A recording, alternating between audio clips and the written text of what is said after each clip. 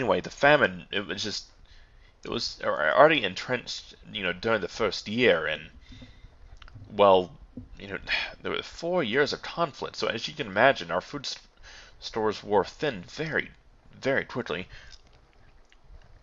As a result, I mean, I know that we, were forced to scavenge for food when we met up with one another and, supplies were rather low, but that was nothing in comparison to what transpired. I mean, people were dying in the streets of starvation, just left to rot. You know, I heard rumors that some people even resorted to cannibalism. I thankfully did not see such atrocities myself, and I only hope that they were just that, rumors, but... Well, I don't know. When you're starving and you're desperate, you do what you got to do.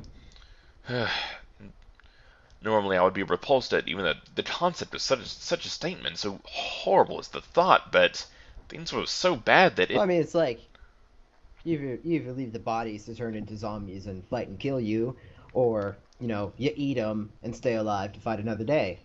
I mean, desperate times, desperate measures. Meat is meat.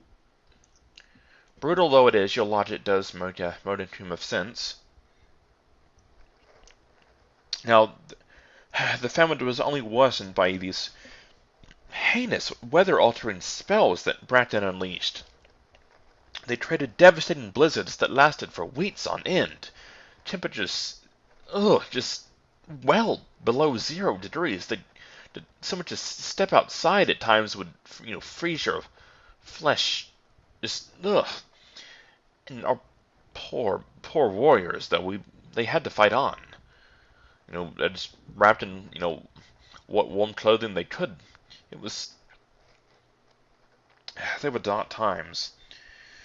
And on top of that, Bratton would often, replace the blizzards with searing droughts, and our water supplies, wore thin, although we were eventually able to figure out that when you sent the blizzards, we could contain much of the water, and, when it melted, use it for our own drinking. Anyway, Tell me about some of these warriors. I'll get to that. I'm continuing to summarize the general history of the war before I describe its climax in greater detail. There's not going to be a test on this, is there? So Joe, please, no more of your strange, rather bizarre humor. Anyway, despite heavy casualties, the Allied Dire and Lysol forces eventually managed to push their foes back into the heart of Alzak itself. There, they made a last stand at the ruins of Koth City, the former capital city of Alzak.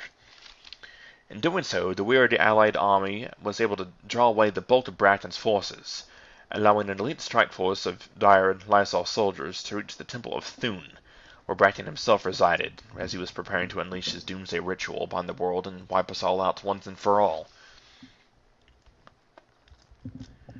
Now, this strike team... What was this ritual?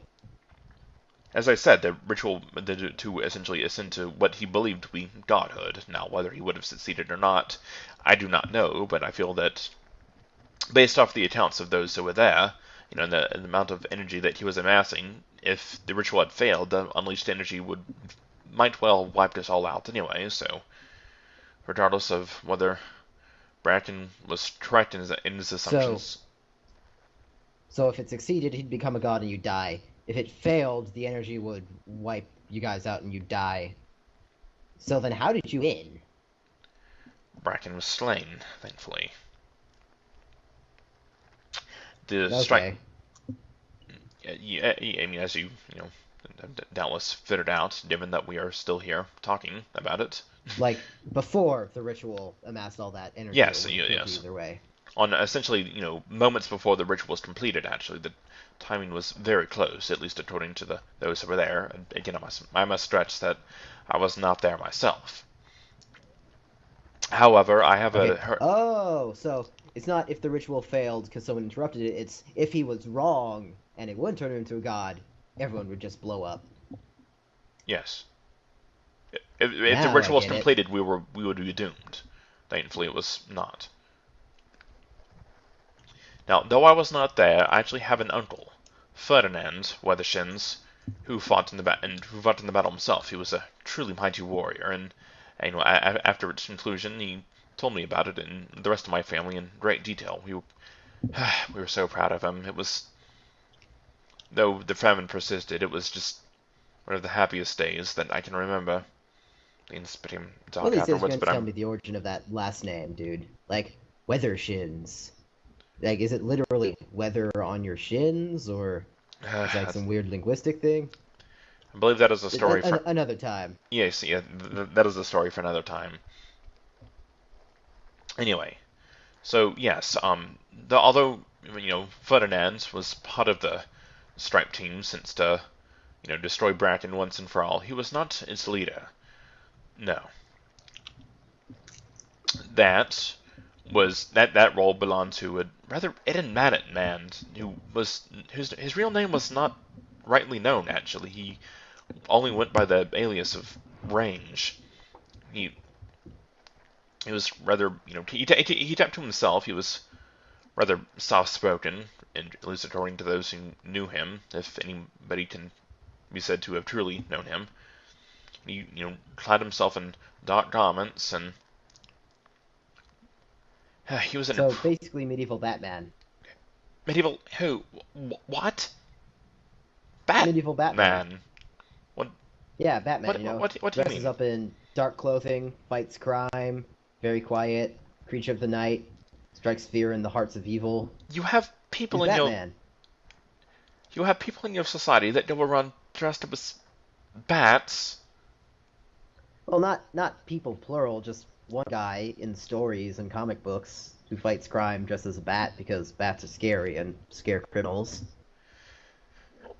He is the night. Truly, said Joe, your culture is so bizarre. I mean, what would you dress up as if you wanted to scare criminals? A bunny? Ugh. If I was going to fight criminals, I would don armor, and just Well, he wore armor, just with little bat motifs for extra scariness, like an armored helmet with bat spikes. So, Joe, I must confess that I do not consider myself to be the scariest individual who ever lived. I mean, you do not consider me to be scary, do you? Well, no, that's why you'd wear bat clothing, to make you scary. So, Joe, if I was dressed up as a bat, would you find me scary? I do not think I would find me If it, scary. if it was a scary bat costume, maybe. I would find myself ridiculous. But why are we talking about this? Because Batman's awesome. But you know what? Never mind. So, anyway, Range was a he used stealth in his approach, but he was an incredibly skilled So combatant. Batman. Still Batman. Whatever. Just go with me on this. He's totally medieval Batman. Like he's stealthy. He sneaks in the dark. He punches the bad guys out. Dresses up in black. He's quiet. He's Batman. If you want to liken the greatest hero of my people to a what did you say comic book character, then fine. But I shall not use such terms. I will refer to him by what he was known as, Range. You don't even know what a comic book is, do you? I have no clue. Haven't the slightest idea, but that seems rather irrelevant to, my story of the preventing of the apocalypse. Now, doesn't it? Eh. Eh? What is that supposed to mean? Eh. Like, it's like a shrug, except verbal. Uh-huh. Whatever.